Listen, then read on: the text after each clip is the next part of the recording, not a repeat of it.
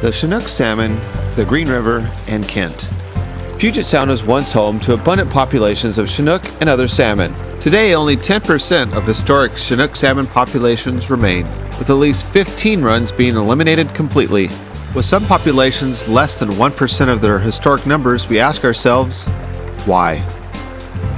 The decline in healthy salmon runs are the result of many factors, but is closely associated with the decline in the health of Puget Sound and the many rivers that flow into it, and therefore requires a coordinated, ecosystem-wide restoration effort.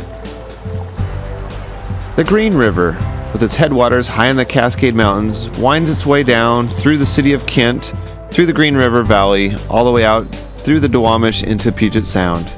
As it winds through the city of Kent, many places the river is not even visible, but it's there, running through our community, behind buildings, under bridges, but providing an important ecosystem for Chinook, other fish, and wildlife.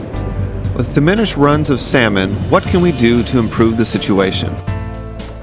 Some students at Scenic Hill Elementary have an answer to that question. We started back in October when we went to the fish hatchery and saw all the stages of how the life cycle works from eggs to alvin, from alvin to fry, from fry to smolt, from smolt to adult, and adult to spawner. We raised them in Miss Newbert's class from Scenic Hill Elementary. We raised them there in a fish tank. We had them in our school. It took months, but first they came out of the eggs, and then they turned into the alvin, which if you look, they're kind of clear, but they have this like yellow sac on them, which is a yolk sac, and it lasts for only 1 month. And then after that, they would turn into fry once it's done, which when we let them out, they're fry. And then once they are fry in the stream, they would go out into the ocean at a big adventure. And then when they get out, they would get older and change into smolt, and then finally to the adult salmon. Once it's that, after 2 years into the waters, they would come back and then go through an even more dangerous journey that they did before. But once they go to where the freshwater and the saltwater combine, they would change form and change color. Then they would come back to the stream that they came to and spawn their eggs, which after they spawn their eggs, they would die from so much exhaustion and deteriorate, go on the rocks, and then pretty much they turn into food for the fry. We raised them up till they were fry, and then we sent them out into a stream today. They would usually start swimming down the stream back to the ocean to where they would come back as spawners and lay their eggs again. The bones. Oh, they'd put the bones in the river. Eat them. Ah, after they eat the fish. And to say thank you to your brothers and sisters, so there'd be more fish, more brother and sister fish. We say a wish for them, like, I hope you have a lot of other salmon babies, and happy birthday. We had a really fun time. This was a really good experience for my 5th grade year. A great way for young minds to learn and for native salmon to be restored. So, what are some of the other ways local groups are working to restore habitat for salmon? With funding from the King Conservation District and the Washington Salmon Recovery Funding Board, the City of Kent and the U.S. Army Corps of Engineers in April started construction of a side channel at Riverview Park in Kent. The goal was to restore salmon habitat while also reducing potential flooding along the Green River. This is just a great celebration of different elements of life coming together with a focus on restoring our fish, our salmon habitat along the Green River, but also being able to prevent flooding by allowing the river in this area to flow a more natural course, and by manually setting up a refuge for the fish during high water, when they're running away from predators, having a place to escape and to live and thrive. The side channel is salmon habitat, the rest stop. It increases flood capacity, but also during flood events, the small salmon need a place to get out of the channel. if they don't have a place to get out of the channel and rest. And the seagulls sit down at the mouth of the Wabash and just feast. And so when they have a place to stop and rest, to get out of the flood, have longer time in the channel during their growing period, they're bigger and stronger when they hit Puget Sound. On top of that, this is a people space.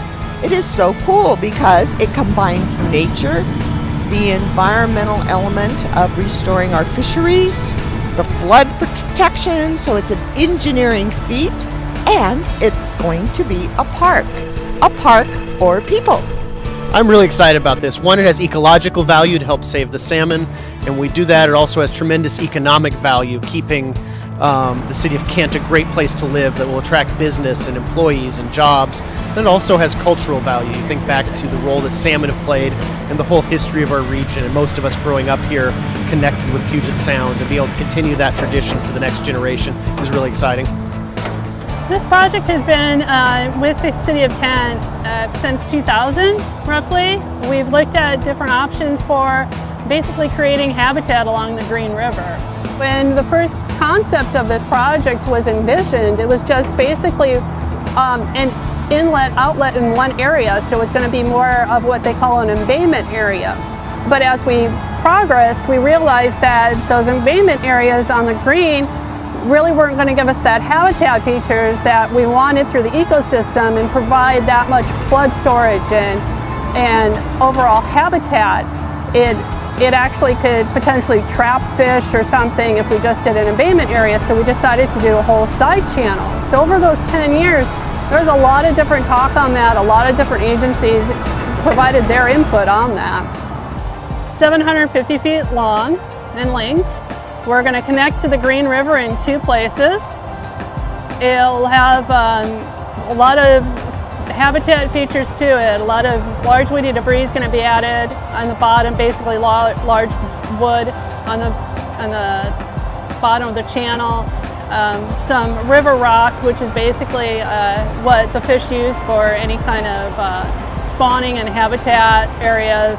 It'll be a kind of an area that the salmon can basically rest during the winter months when the river is high and it's flowing full, that they can come in this side channel where it's going to be a little less, the water will be moving slower, and they can basically hang out during the large flood event, and they won't get washed down the river as it can happen right now. They could get pushed right downstream. So this area here, the side channel, is going to be an area that they can rest. We'll have some habitat features. Eventually, the plants that we're going to be planting through here, which is about 20,000 plants are going to go in on this site. As that grows up, it'll provide shade across the stream and just some good habitat.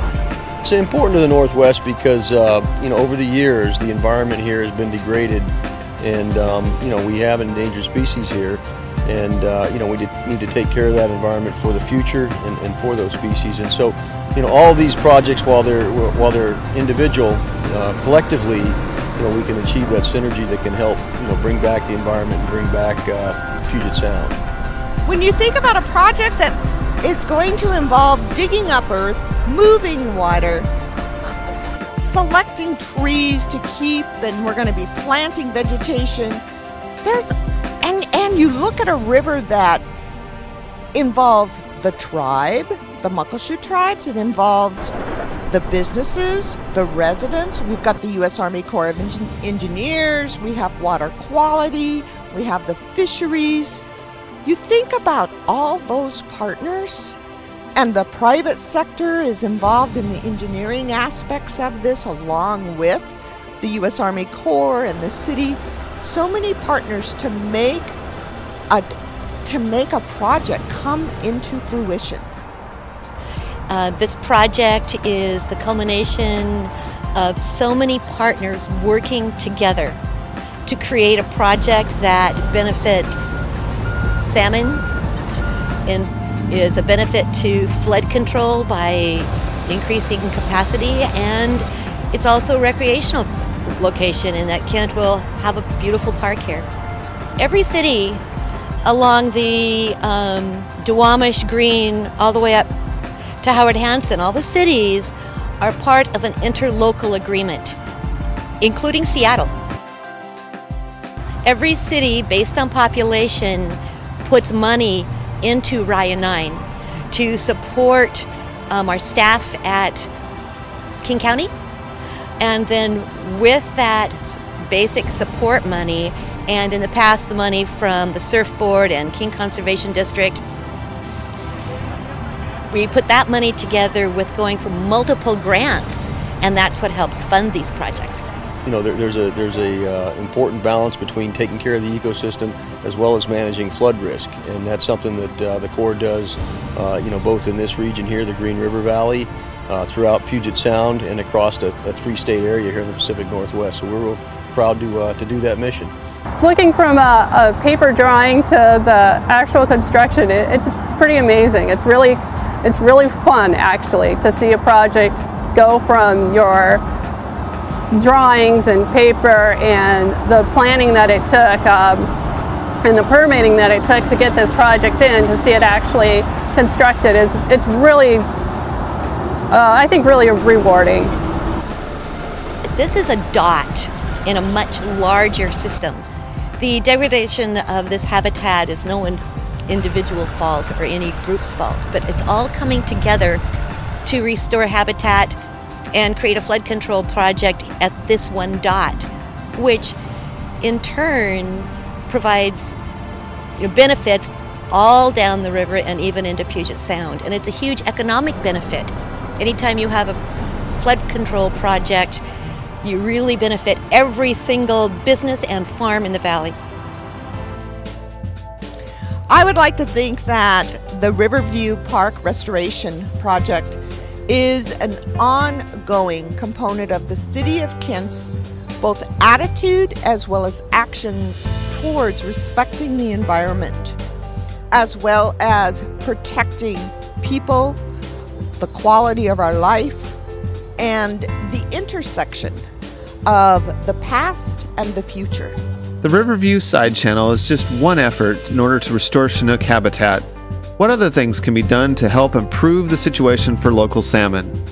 For tips on how to improve water quality, go to kentwa.gov/clean water project.